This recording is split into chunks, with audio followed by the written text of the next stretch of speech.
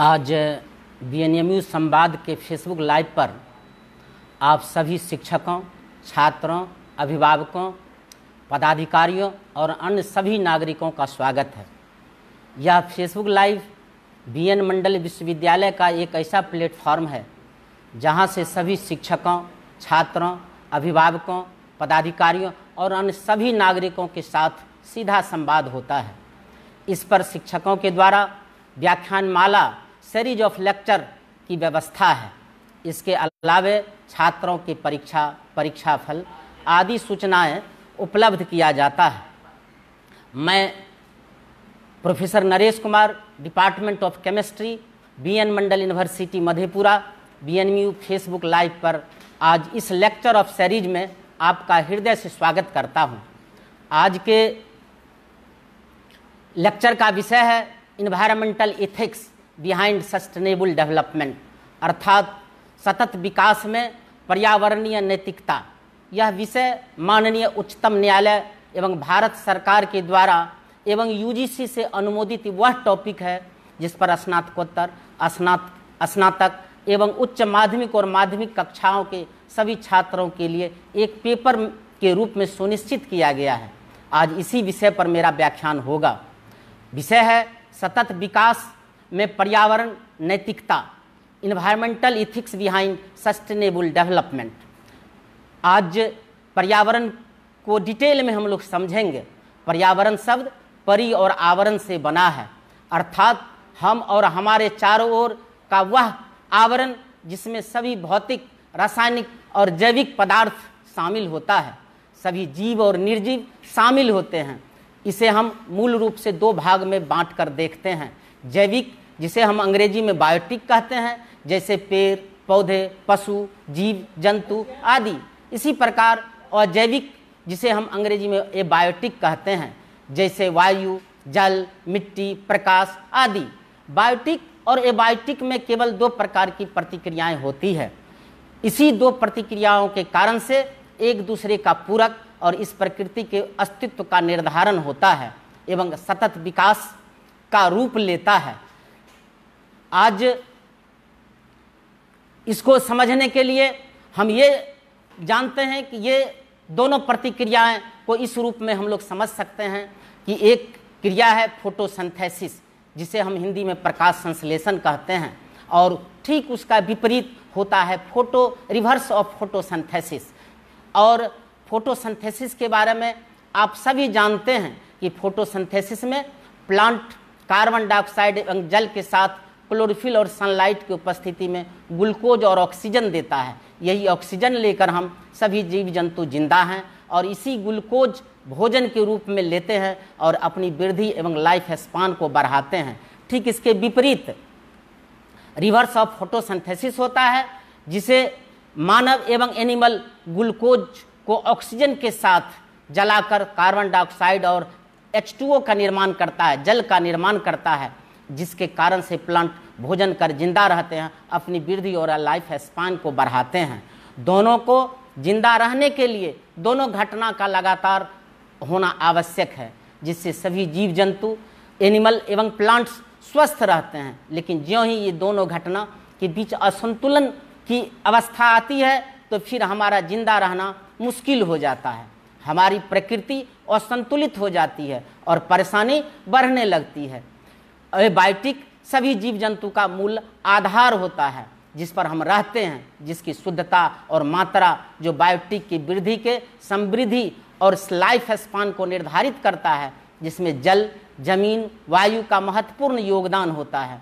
यदि हम इसके साथ संतुलन नहीं बनाते हैं तो हमारी परेशानी बढ़ने लगती है, हमारे वृद्धि और समृद्धि और लाइफ स्पान को घटा देता है या समाप्त कर देता है। अर्थात बायोटिक और एबायोटिक के बीच भी संतुलन बनाना आवश्यक है। प्रकृति में जल, जंगल, जमीन, वायु के अलावे जन और जानवर भी होता है, लेकिन मानवजन बौद्धिक प्राणी होने के कारण से अन्य सभी पर एकाधिकार करता जा रहा है। हम अपने मौलिक अधिकार, right to food, right to education, human right आदि की बात तो करते हैं, लेकिन एबायोटिक के अधिकार को नकारते गए हैं।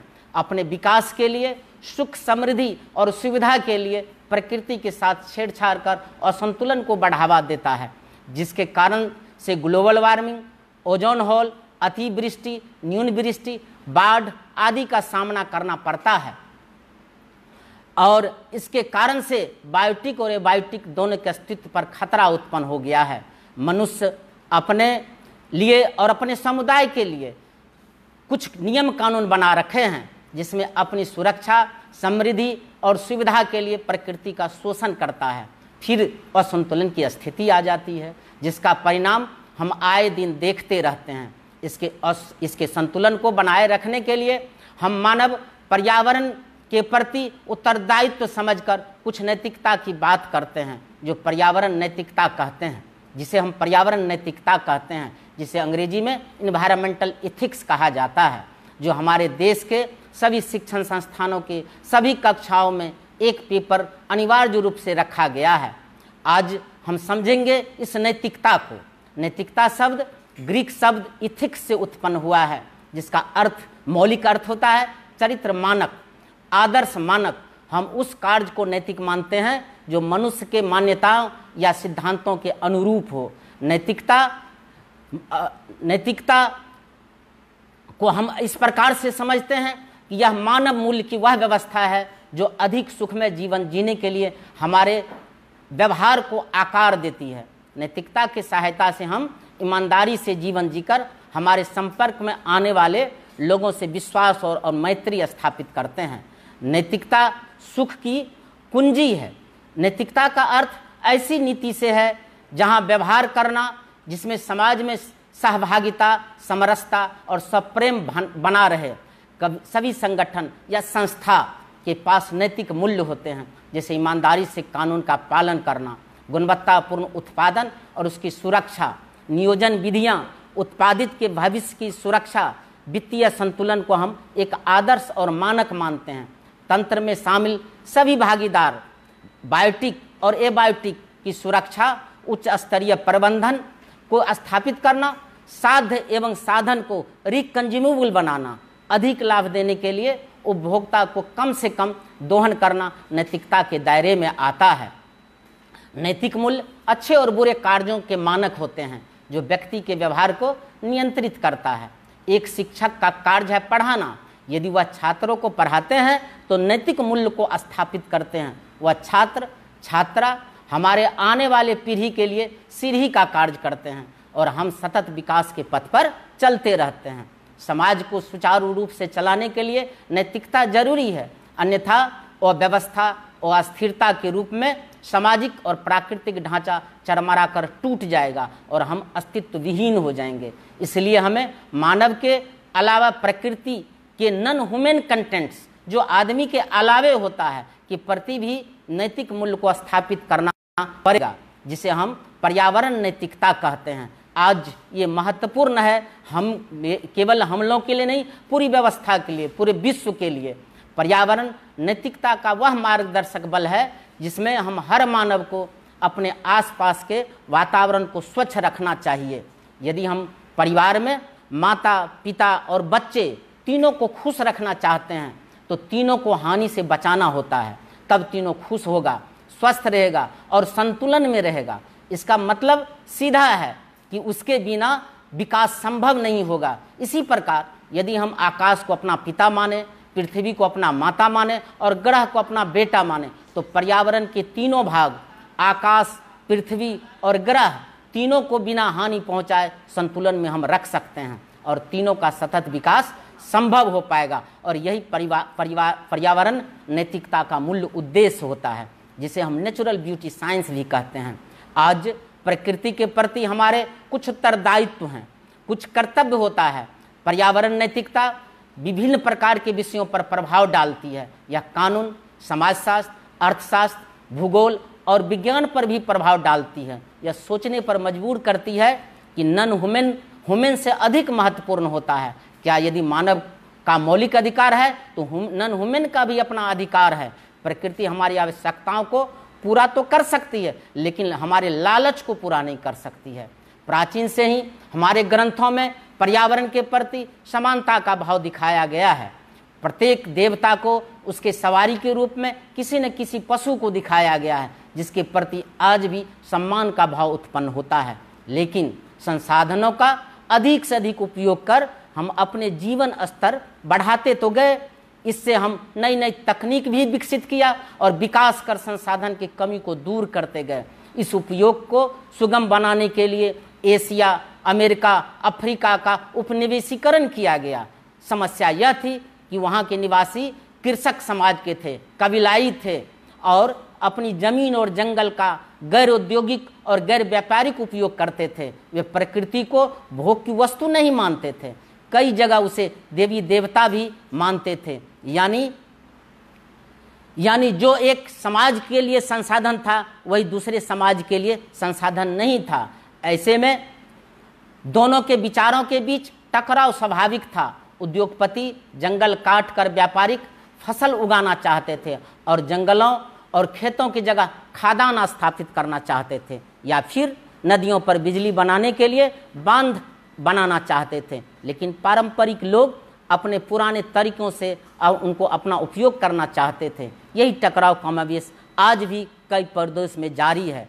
20वीं सदी के मध्य तक औद्योगिक अर्थशास्त्री और वैज्ञानिक यही मानते थे कि प्राकृतिक संसाधन असीम है, उनका जितना भी दोहन करो उतना ही अच्छा है, क्योंकि इससे समाज की उत्पादक क्षमता बढ़ेगी।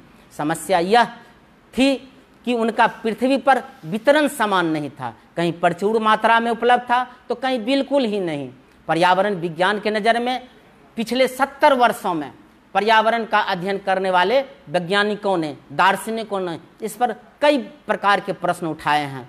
उदाहरण के लिए 1950 के दशक में कई क्षेत्र के लोगों ने उनके इलाके में पक्षियों की चहचहाहट की आवाज़ नहीं सुनाई दे रही है, न ही वे कीट पतंगों और मधुमक्खियों की भनभनाहट सुन पा रहे हैं। पता चला कि वे लगातार रासायनिक दवाओं के छिड़काव के कारण ये सब खत्म हो गए हैं।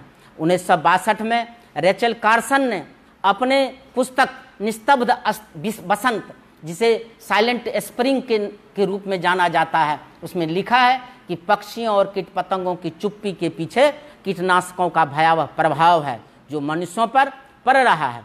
मच्छरों के नियंत्रण के लिए उपयोग में किए जाने वाले डीडीटी पाउडर का जहरीले झीलों में रहने वाले मछलियों के शरीर में पहुंच जाता है। जहर की इस छोटी सी मात्रा से कुछ मछलियां मर जाती है, कुछ जिंदा रह जाती है, किंतु जब उन्हें मछलियों को इंसान और पक्षी खाते हैं तो उनके भीतर घुली हुई रसायन की मात्रा उन्हें नुकसान पहुंचाने के लिए पर्याप्त होती है, जिसको आज हम देख रहे हैं। रेचल के इस खोज से इस बात के स्पष्ट प्रमाण मिले हैं कि किस प्रकार मनुष्यों की क्रियाओं का विपरीत प्रभाव पड़ा है, स्वयं मनुष्य और प्रकृति पर पड़ता है। इस पुस्तक के प्रकाशन के बाद विश्व के वैज्ञानिकों ने औद्योगिक विकास का प्रकृति पर पड़ने वाले प्रभाव पर शोध करने पर विवश किया। पहली बार 1970 में पृथ्वी दिवस जैसे कार्यक्रम में पर्यावरण नैतिकता पर खुलकर चर्चा हुई और सभी वैज्ञानिकों और दार्शनिकों को विभिन्न पहलुओं पर अपना विचार आमंत्रित किया। मूल रूप से पर्यावरण नैतिकता में पृथ्वी लैंड, जिसको हम लैंड इथिक्स के रूप में जानते हैं, में अवस्थित, ये पृथ्वी पर अवस्थित एनिमल और प्लांट की बात होती है, और इन्हीं तीनों के लिए हम इन्वायरमेंटल इथिक्स पर विस्तार से बहस करते हैं। पर्यावरण नैतिकता, जो इन्वायरमेंटल इथिक्स के रूप में जानते हैं, का संबंध प्राकृतिक पर्यावरण के साथ मनुष्यों के नैतिक संबंध से है। यह इस तथ्य को प्रकट करता है कि पृथ्वी पर उपस्थित सभी जीवों का जीवन जीने का अधिकार प्राप्त है।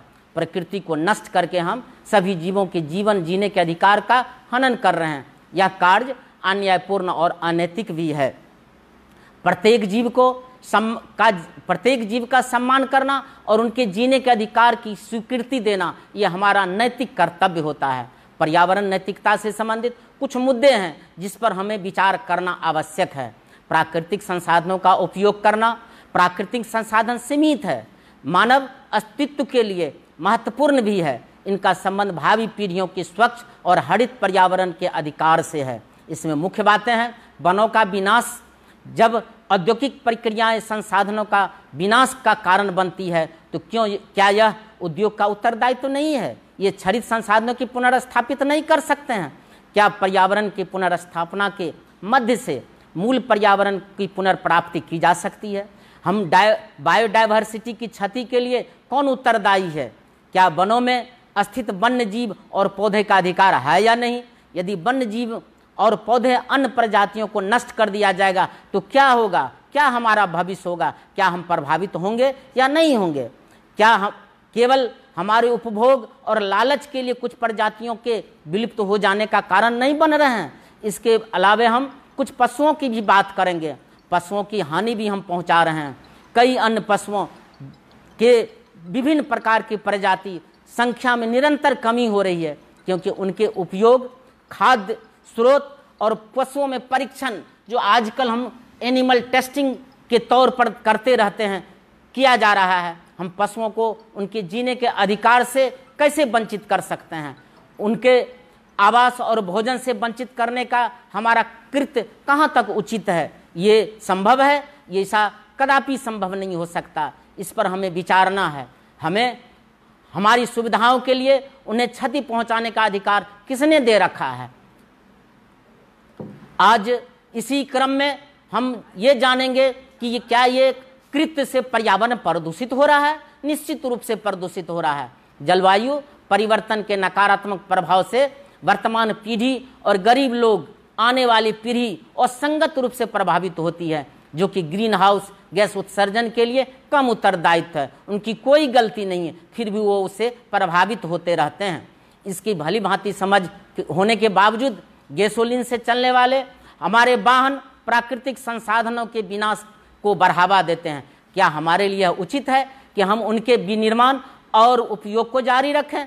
क्या पर्यावरण और प्रकृति की सुरक्षा के लिए तैयार किए गए दिशा निर्देश को का कोई प्रभाव पड़ा है? उनकी विफलता के कारण क्या है? अब हमें विचारना है कि पर्यावरण नैतिकता को कैसे रखा जा सके। हम इसको विचारने के लिए, पर्यावरण नैतिकता को सुनिश्चित करने के लिए हमें प्राकृतिक संसाधनों के प्रति न्यायोचित उपयोग करना होगा। ग्रामीण और शहरी क्षेत्रों के लोगों के मध्य समानता लाकर करना होगा। भावी पीढ़ियों के लिए संसाधन का संरक्षण करना पड़ेगा। जानवरों के पर्यावरण को अधिकार देना पड़ेगा। पर्यावरण शिक्षा को अनिवार्य शिक्षा में शामिल करना पड़ेगा। पारंपरिक मूल्य और पर्यावरण का अधिकार देना पड़ेगा, उसका संरक्षण करना पड़ेगा। जानवरों को अनावश्यक हानि नहीं पहुंचाना पड़ेगा। इको टूरिज्म की रोकथाम को करना पड़ेगा। पर्यावरण अनुकूल वस्तु का उपयोग करना पड़ेगा। पर्यावरण को साफ और स्वच्छ रखकर हम इसको बनाए रख सकते हैं। पर्यावरण प्रभाव का आकलन बीच बीच में करना पड़ेगा। पर्यावरण की सुरक्षा में सामूहिक भागीदारी जो सबसे महत्वपूर्ण है, उस पर ख्याल करना पड़ेगा। नैतिक सिद्धांत को अपनाना पड़ेगा और नैतिक सिद्धांत को पर्यावरण के साथ जोड़ना पड़ेगा। अधिकांश धर्म पर्यावरण के संरक्षण या प्रकृति को संरक्षित करने के लिए विचारों को प्रोत्साहित करते हैं। कुछ धर्मों में कुछ पौधे और जानवरों, नदियों और पहाड़ों आदि कि उन्हें किसी विशेष देवता से संबंधित पवित्रता और प्रतीकों के रूप में मानते हैं और पूजा करते हैं। इससे ज्ञात होता है कि पशुओं और अन्य गैर मानवीय सत्ताओं के अधिकार का अपमान करना धार्मिक नैतिकता के विरुद्ध है। हमें प्रकृति में उपस्थित बायोटिक और एबायोटिक दोनों से प्रेम करना पड़ेगा और दोनों पर विचार करना पड़ेगा। प्रकृति से प्रेम करने का दो मतलब होता है। हम प्रकृति के बीच में रहते हैं और प्रकृति से हम जुड़े हुए हैं। इसका मतलब है कि हम इको सेंट्रिक हैं। दूसरा मतलब ये है, ये जो हमारी प्रकृति है वह मेरे लिए बना है, जिसे हम ह्यूमन सेंट्रिक कहते हैं, जिसे एंथ्रोपोसेंट्रिक भी कहा जाता है। प्रकृति हमारे लिए बना है। प्रकृति हमारे सुख सुविधा और समृद्धि के लिए बना है। प्रकृति मानव के चारों ओर घिरा हुआ है और वह सभी हमारी सुविधा मुहैया करता है और सुविधा मुहैया करने का कारण बनता है। इकोसेंट्रिक में प्रकृति के हम भाग होते हैं, प्रकृति के लिए हम बने हैं और उसके प्रति हमारा कर्तव्य होता है। उसकी समृद्धि और उसके सतत विकास भी हमारे अस्तित्व के साथ चलता है और हम प्रकृति के लिए बने हुए हैं। इसमें ह्यूमन सेंट्रिक जो है वह निश्चित रूप से उपयोगितावादी नैतिकता का एक भाग है।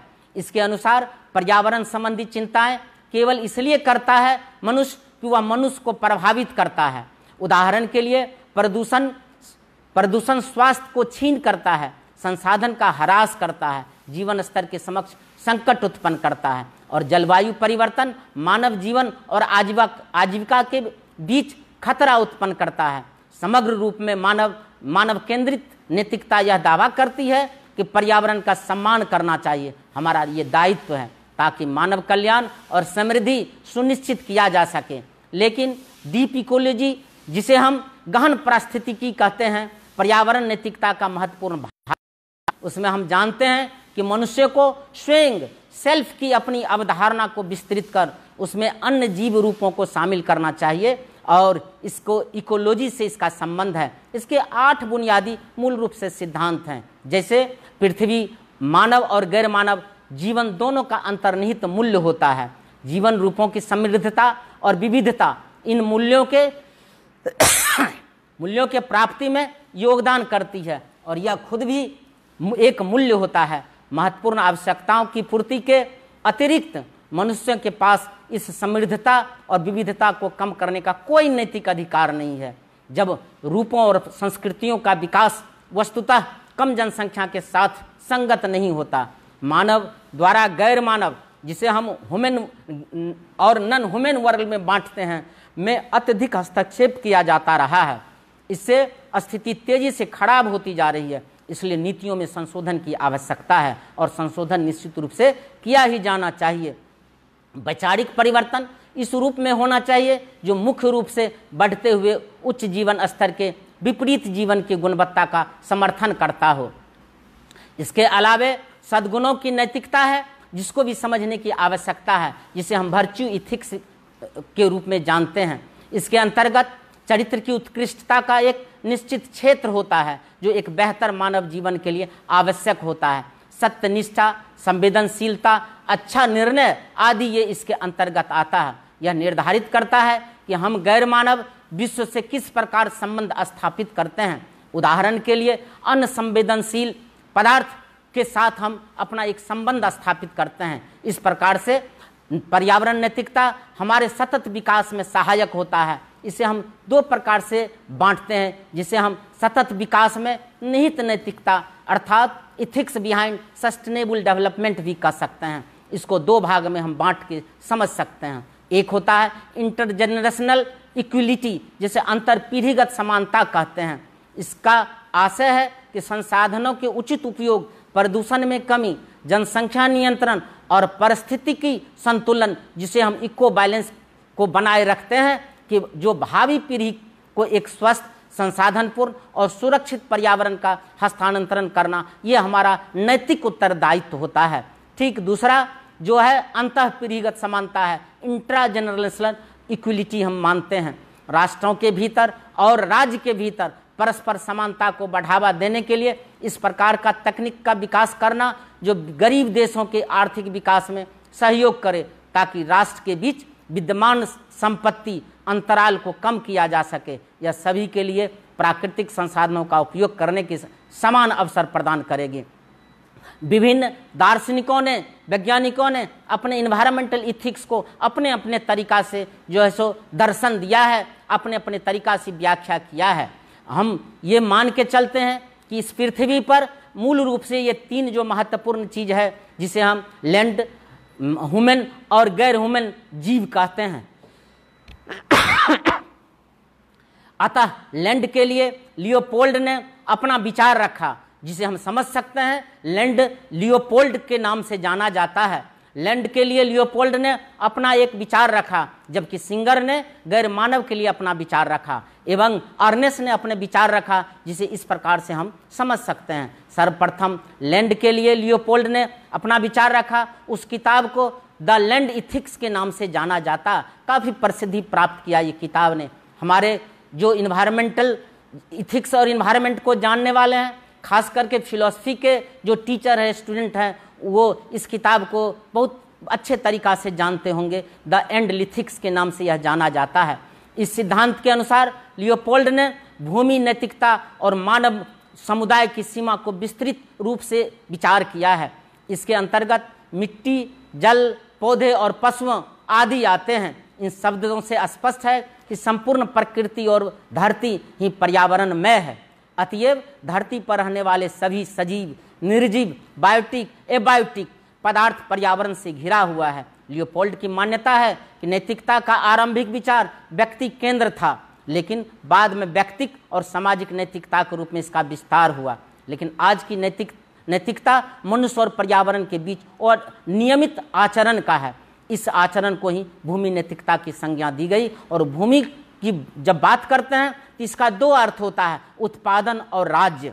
उत्पादन को समझने के लिए मनुष्य को जीने के लिए जिन वस्तुओं की आवश्यकता होती है, जहाँ उनका उत्पादन किया जाता है, उनका उत्पादन जहाँ से होता है उसे भूमि कहते हैं। यहाँ भूमि का तात्पर्य खेती योग्य और कृषि योग्य भूमि से है, जबकि राज्य भूमि का विस्तृत अर्थ है। यह उसके अनुसार जहाँ मनुष्य अपनी नागरिकता प्राप्त करता है, जिसे राज्य या राष्ट्र कहते हैं। राज्य ही वह संस्था है जो मनुष्य को नागरिकता प्रदान करता है। नागरिकता होने के नाते उसे अनेक प्रकार के अधिकार प्राप्त होते हैं। इस दृष्टिकोण से मनुष्य का पर्यावरण के साथ विस्तृत संबंध बनता है। फलतः पर्यावरण आर्थिक, सामाजिक और राजनीतिक आदि होते हैं। इसके लिए लियोपोल्ड ने भूमि नैतिकता को आदर्श मूलक नहीं मानकर परिणाम आधारित माना है। इसी प्रकार लियोपोल्ड ने भूमि नैतिकता को आदर्श नहीं मानकर परिणाम आधारित माना है। अतः पारिस्थितिक सिद्धांत जिसे नैतिक मापदंड को स्वीकारता है वह परिणामवाद सिद्धांत कहलाता है। केवल परिणाम पर बल देना नैतिक मूल्य या आदर्श को अस्वीकारना भी होता है। कैलिकट ने लियोपोल्ड के विचार को मानव मन में द्वंद्व पैदा करने वाला बताया है, तो वह उन वस्तुओं को उत्पादन और उपभोग करेगा जिनसे अधिकाधिक मात्रा में सुख की प्राप्ति होगी। यह सिद्धांत पर्यावरण तथा नॉन ह्यूमन कंटेंट के मूल्य प्रतिपादन के बौद्धिक तर्क की संभावना को तलाशता है। संभावना निश्चितता का बोध नहीं कराती, अतः पर्यावरण की समस्या का समाधान वह सिद्धांत नहीं कर पाता है। यही कारण है कि पीटर सिंगर ने पशु अधिकार सिद्धांत का प्रतिपादन किया है। सुख प्राप्ति के लिए ही मनुष्य कम कर्म करता है। यह परिणामवाद का सार है, लेकिन कर्म करना मनुष्य का कर्तव्य होता है। इन दोनों कर्तव्यों में इकोसेंट्रिक इथिक्स की प्राथमिकता दी गई है। इसके अलावे पशु अधिकार सिद्धांत की बात भी मुझे करना पड़ेगा। सिंगर का मानना है कि पशुओं को भी जीने का अधिकार है, वे पर्यावरण के लिए उत्तरदायी है। जंगलों में पशुओं का होना पर्यावरण के लिए लाभदायक होता है। अतः मनुष्य का दायित्व है कि वह पशुओं की हत्या न करें, पशुओं के साथ साथ पक्षियों को संरक्षित करें, और हम सारे मनुष्य का ये दायित्व है। अतएव यह सिद्धांत मानव के एकाधिकार का खंडन करता है और मनुष्य और पक्षियों के बीच परस्पर सहयोग एवं मैत्री की स्थापना करता है। फिर भी यह सिद्धांत त्रुटिपूर्ण है। यह पर्यावरण से सीधे रूप में नहीं जुड़ता है, बल्कि अप्रत्यक्ष रूप से जुड़ता है। पशु पक्षियों के पास ऐसी चेतना नहीं रहती कि वे पर्यावरण की रक्षा कर सकें, परंतु वे अपनी आदत और स्वभाव के अनुसार परोक्ष रूप से पर्यावरण की रक्षा करते हैं। पर्यावरण संरक्षण के प्रत्यक्ष चेतना मनुष्य के पास रहती है, फिर भी मनुष्य को अपने स्वार्थ की पूर्ति के लिए इतना क्रूर बन जाता है, वह पशु पक्षियों का वध करने लगता है। परिणामतः पशु पक्षी पर्यावरण को संतुलित करने में हम असमर्थ हो जाते हैं। इसके बाद नॉन ह्यूमन एनिमल के अधिकारों को शामिल करने के लिए पीटर सिंगर के काम को उदारवादी विस्तार के तहत वर्गीकृत किया गया है। उन्होंने कहा कि गैर मानव जानवरों के अधिकार को भी इथिक्स में शामिल किया जाना चाहिए, नहीं तो यह प्रजातिवाद का दोष होगा। उसके बाद डीप इकोलॉजी के लिए अर्नेस और उसके सहयोगी ने काम किया, जिस इन्वायरमेंटल इथिक्स का डीप इकोलॉजी का आंतरिक मूल्य बताया गया है, जो मुक्तिवादी विस्तार और एनिमल के अधिकार को शामिल करता है। इसे बायोसेंट्रिक इथिक्स भी कहते हैं। पर्यावरण नैतिकता को ध्यान में रखते हुए हमारे राज्य में जल जीवन हरियाली चलाया जा रहा है एवं हमारे विश्वविद्यालय के शिक्षकों एवं छात्रों के जन्मदिन के अवसर पर शिक्षक संघ बीएन मुस्टा के बैनर के तले एक अभियान चलाया गया है, जिसे माय बर्थ माय अर्थ के नाम से जाना जाता है। ये प्रचलित है और काफ़ी पॉपुलर भी हो चुका है। आज हमारे राज्य में हमारे महामहिम के द्वारा हर परिसर हरा परिसर का भी यही स्लोगन दे करके इसी को पुष्टि करता है, जिसमें हम सभी छात्र, शिक्षक, छात्राएं अपने जन्मदिन के अवसर पर पौधे लगाकर उसकी सुरक्षा और संरक्षा करते हैं। आज की स्थिति ये है कि भूना मंडल विश्वविद्यालय के परिसर में कई वाटिका, कई गार्डन, कई पार्क बन चुके हैं जो इसको सजाते तो हैं, लेकिन पर्यावरण की सुरक्षा भी इसके साथ हो रहा है, जो इसका सूचक है कि हमारे विश्वविद्यालय के छात्र और शिक्षक अपने पर्यावरण के प्रति कितने मशगूल हैं और कितने सुरक्षा के लिए नैतिक रूप से सदैव तत्पर हैं। निश्चित रूप से यह कार्यक्रम शुद्ध ऑक्सीजन, जलवायु, बेहतर पर्यावरण का निर्माण करेगा और सतत विकास में राज्य और राष्ट्र को मजबूत करेगा। निष्कर्ष ये है कि पर्यावरण की संरक्षा हमारे संस्कृति, मूल्यों और पर्यावरण परंपराओं का एक अंग है। अथर्ववेद में कहा गया है कि मनुष्यों का स्वयं यही पृथ्वी है। महान वैज्ञानिक आइंस्टीन ने भी कहा था कि दो चीजें असीमित हैं, एक ब्रह्मांड, दूसरा मानव की मूर्खता। मनुष्य ने अपने मूर्खता के कारण अनेक समस्याएं उत्पन्न की है, जिसमें पर्यावरण प्रदूषण भी एक है। इस पर अंकुश लगाने के लिए पर्यावरण संरक्षण को तभी प्रभावी बनाया जा सकता है जब उसमें लोगों की सहभागिता बढ़ाने के साथ साथ पर्यावरण जागरूकता, पर्यावरण संबंधी शिक्षा और विकास करने और लोगों को पर्यावरण के प्रति संवेदनशील बनाने के लिए पर्यावरण की रक्षा से जुड़े संवैधानिक प्रावधान का ज्ञान हो। यह निश्चित रूप से कहा जाता है या कहा जा सकता है कि कानूनी प्रयासों के साथ ही सामूहिक सामंजस्य एवं आपसी समझ के द्वारा प्रयास करने से प्रदूषण पर प्रभावी तरीके से नियंत्रण करना संभव हो सकता है और तभी हमारे और हमारे समाज का विश्व कल्याण हो सकता है और पर्यावरण नैतिकता ही हमारे सतत विकास के रूप में एक महत्वपूर्ण कड़ी के रूप में समझा जा सकता है। और आज इसे केवल एक शिक्षक को नहीं,